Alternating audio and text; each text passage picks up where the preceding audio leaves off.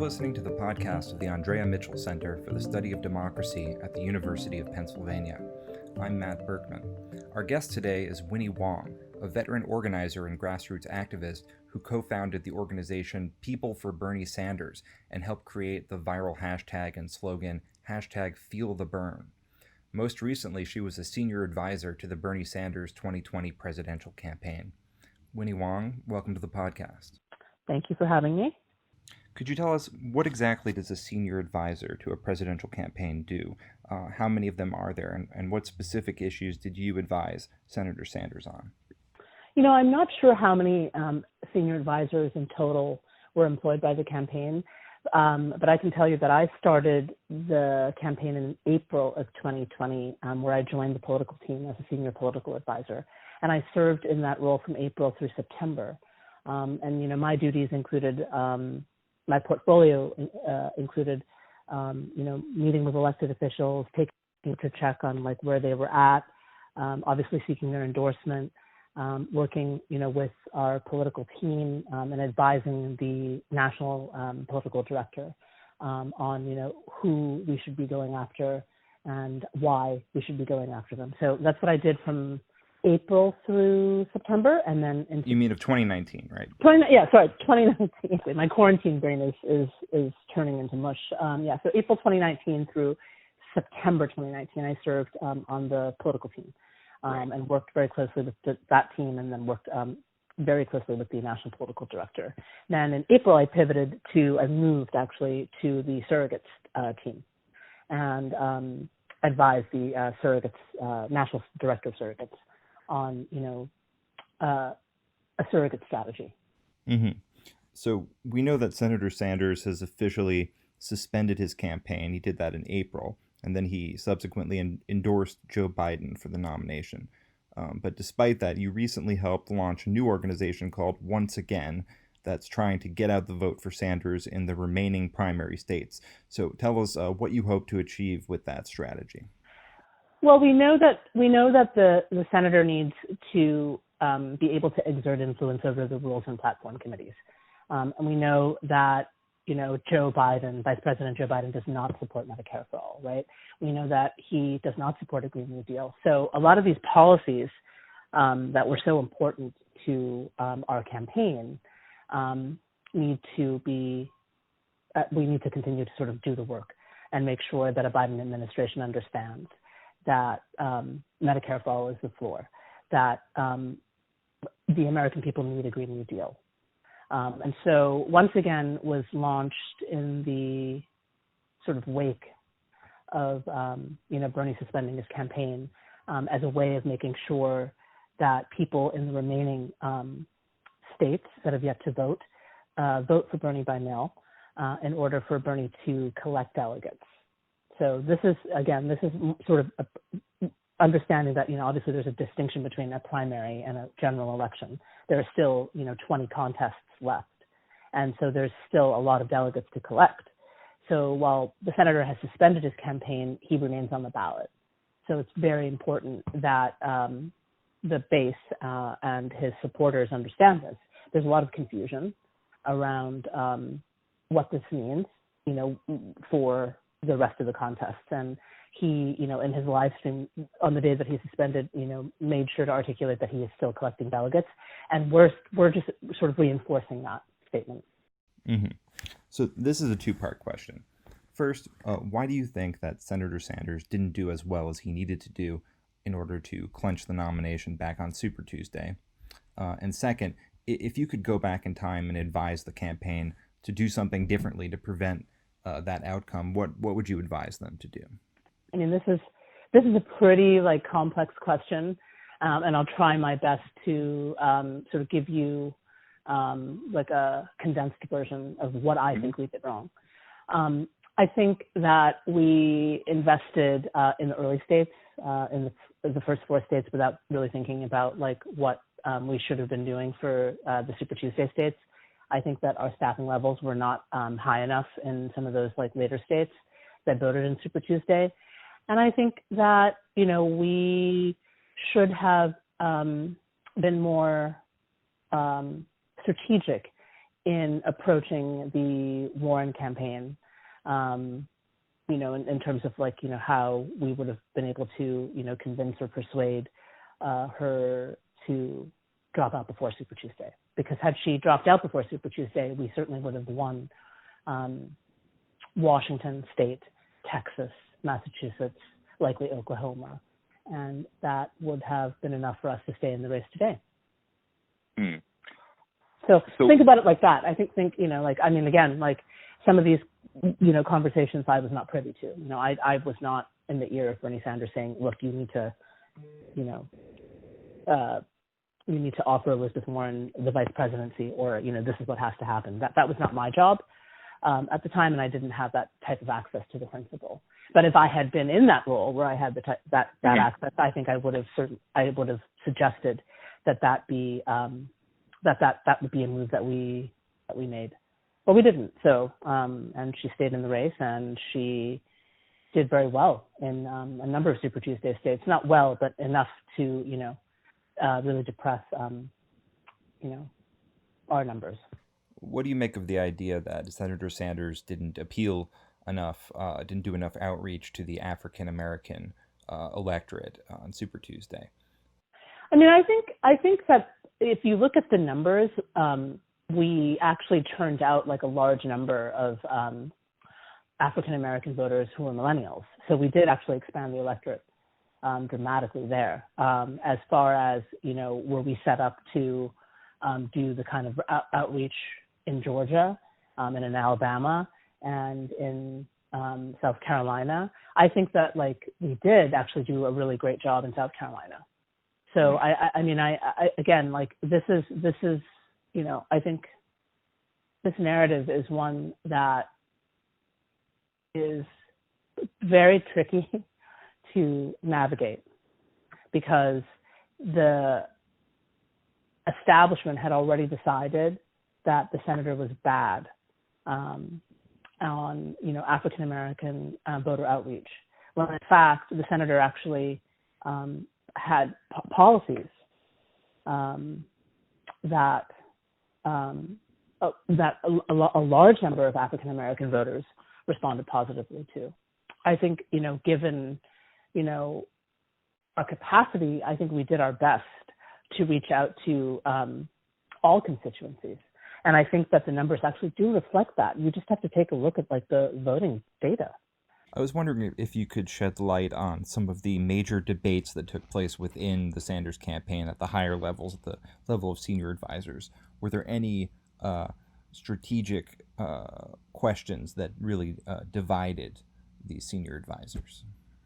I mean, I think it's been well reported that the senator did not want to attack Joe Biden on his record, and that there were differences of opinion inside the campaign about how to sort of approach that. And ultimately, I think, in my opinion, I think that was a big mistake. I think that if we had actually gone after Joe Biden on his record, his voting record, early on, September, October of last year, we would be in a different position today. And I think that a lot of the candidates who did drop out to consolidate around him would have thought better of it, and they might not have done it. So, right, a lot of this is sort of political work, right? That happens behind the scenes, back channeling, all of that. They didn't drop out. It wasn't like Pete Buttigieg decided to drop out, one morning, waking up in, New Hampshire. Right. It's also been widely reported that, Joe Biden's, senior advisors worked very closely with, the senior team of all the camps that ultimately dropped out to support Vice President Biden.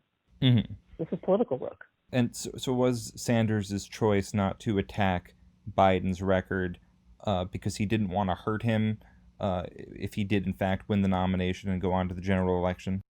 No, I don't think that. I think that Bernie Sanders, really believes in his heart of hearts that Joe Biden is a decent guy.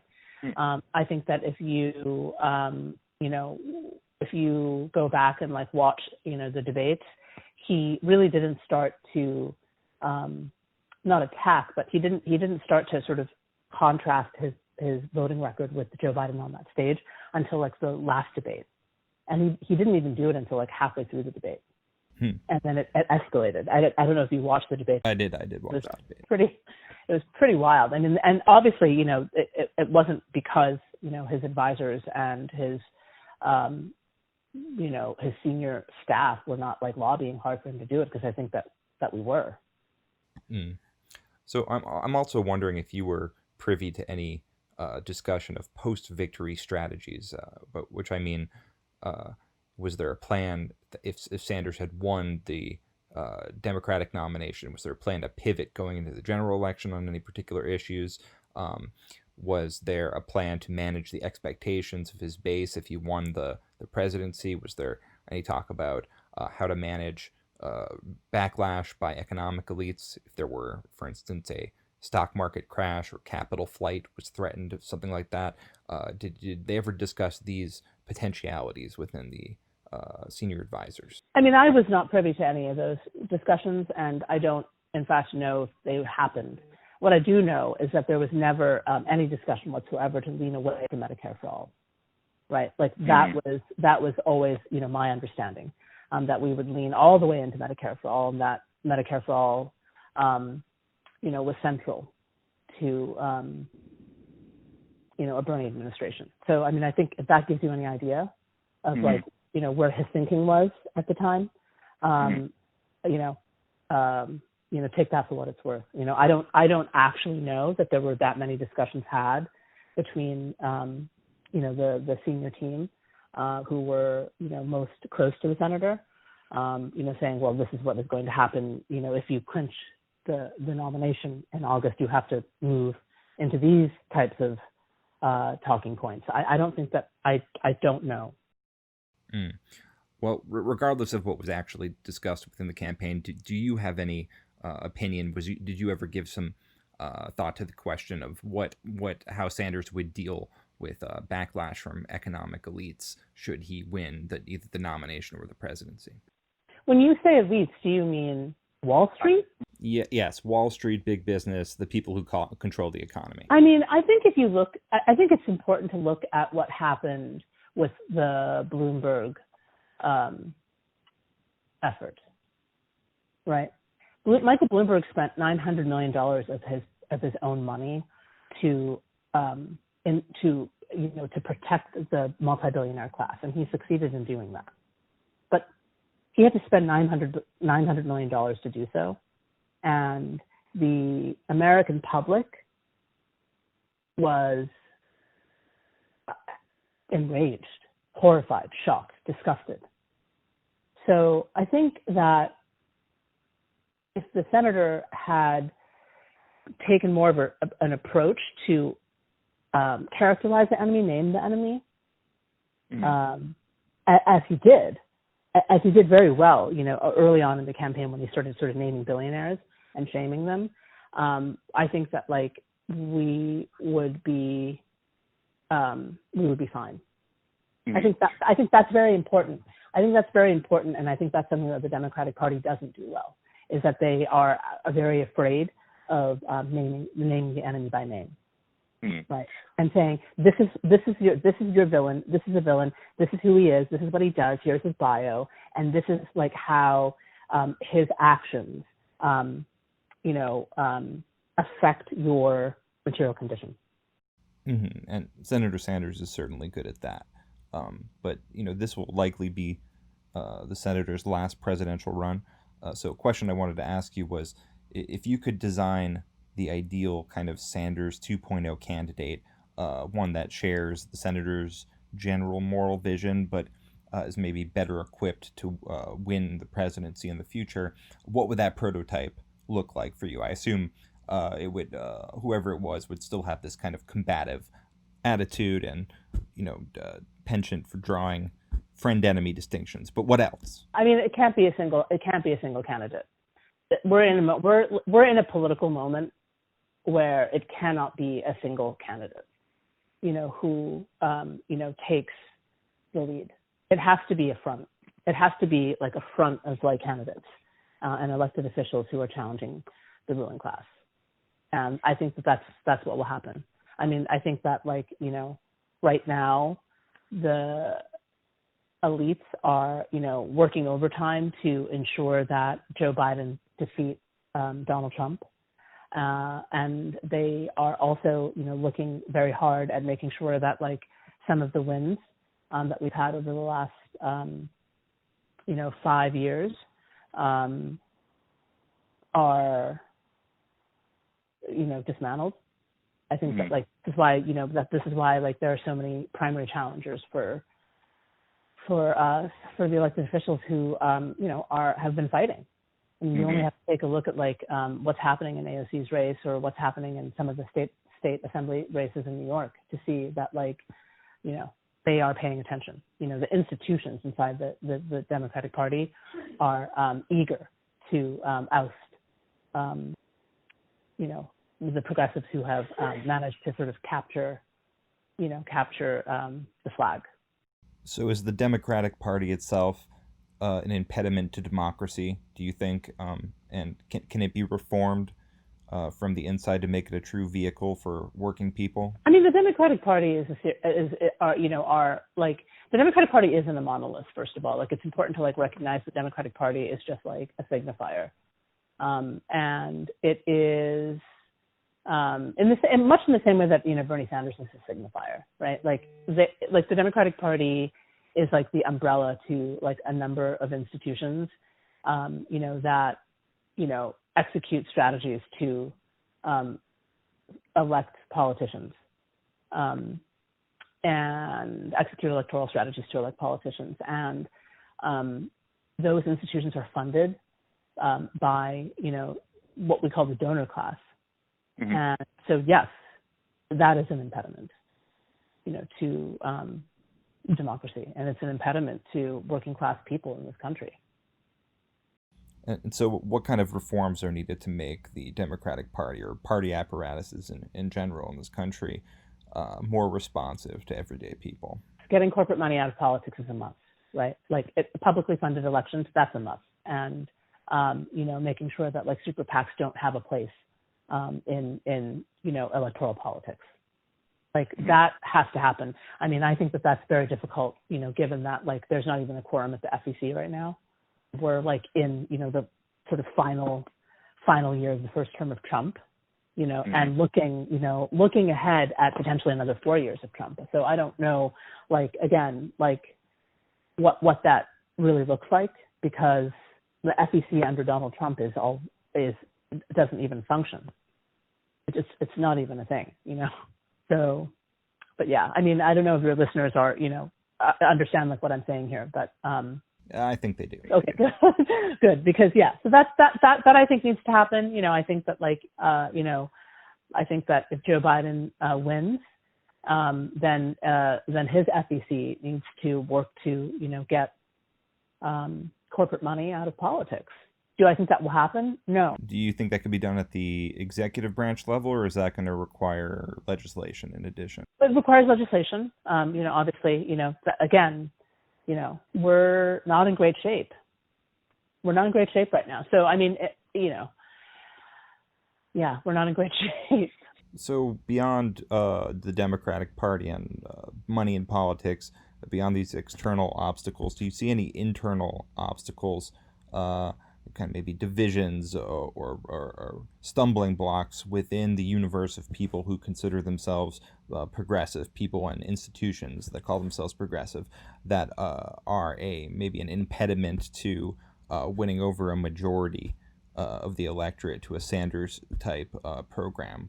What do you see as being the major impediments there? I'm not sure that I can answer that question right now, because what Bernie did was he effectively sort of decentralized a movement that had centralized under Bernie Sanders' tent.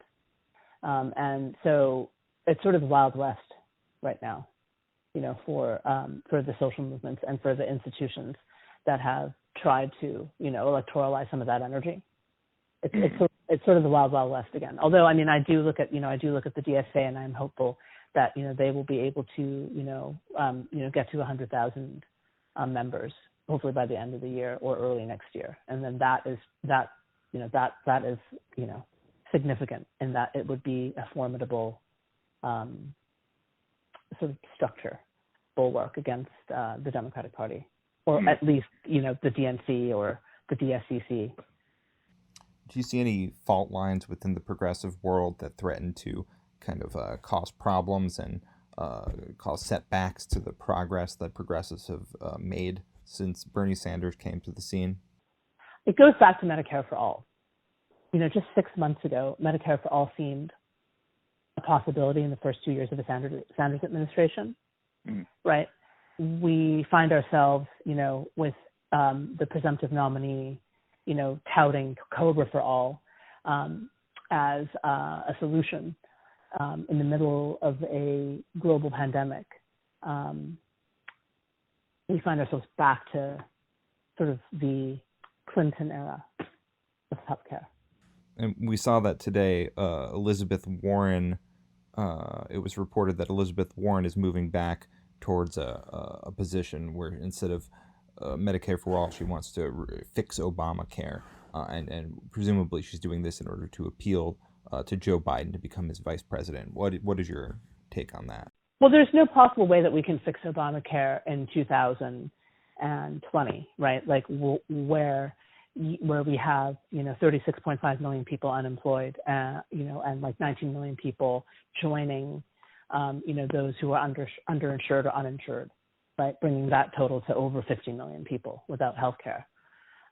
So again, we go back to the Clinton era of what does it mean to design a program of healthcare for all. And what that means is, Wall Street will have a hand in designing that healthcare. The sort of like the people who are invested heavily in like telehealth, the telehealth industry, they'll have, a hand in sort of designing the healthcare agenda for Americans. And that is terrifying. So what does it say to you, though, that in this moment of extreme crisis, a medical crisis, the likes of which we've never seen before, the second most progressive candidate running in the Democratic primary is now backing away from Medicare for All? It says that she's a politician, right? It says that she's a politician, and it says that she's eager to be, named vice president, if that's even a consideration, because we know that there are a number of people he is considering. So it says that, she's, reading the writing on the wall, and she sees the poll numbers, favor that 70% of Democrats want her to be the vice president. And she is, eager to be the vice president. How she approaches that role, in the event that she does become the vice president is TBD. It says nothing more to me than the fact that she's a politician. And her advisors are urging her to, adhere to his program. And he adheres to, the program kind of being designed, by management consultants. So this is like a process question. It's a pretty nuanced answer. Right? Mm-hmm. She's like, I want to be vice president. I'm going to adhere to your program. Your program is being designed, by, billionaires. Mm-hmm. So it's about appealing to Biden rather than to where she thinks the country is going. It's not about appealing to him. I think that it's about appealing to the people who are designing his political agenda.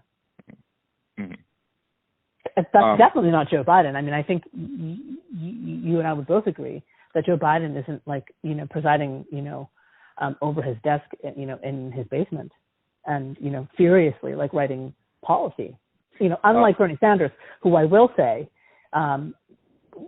nothing it didn't go out the door without Bernie's approval, and Bernie carefully scrutinized every word that was written. Well, he wrote the damn bill. He wrote the damn bill. Yeah, he wrote the damn bill. He wrote every damn bill. There were the policy team. We had an amazing policy team on the campaign who obviously he's got great policy aides over on the Senate side. And those folks are the people who actually write the thing, but he writes the thing. Mm-hmm. Because nothing goes out the door without Bernie's nod of approval. Nothing. Not a tweet. Not a video. Not a damn thing. And so when he says, "I wrote the damn bill," you better believe he did. So just to kind of wrap up here, at certain points in the interview, you seemed a little bit pessimistic about the future. So I just wanted to ask you, are you hopeful about the future, or are you pessimistic? It's not that I'm pessimistic. I think I'm just, being honest, and I think I'm being truthful. And, I mean, I'm, before joining the Bernie Sanders campaign, I was sort of on the outside, as a social movement person. So, I mean, I have to have optimism because, as an organizer, as an activist, you wake up and you are, committed every day to fighting for transformative justice. And so, I mean, I'm back on the outside, and I am going to do everything I can to, push Joe Biden and the Democratic Party to,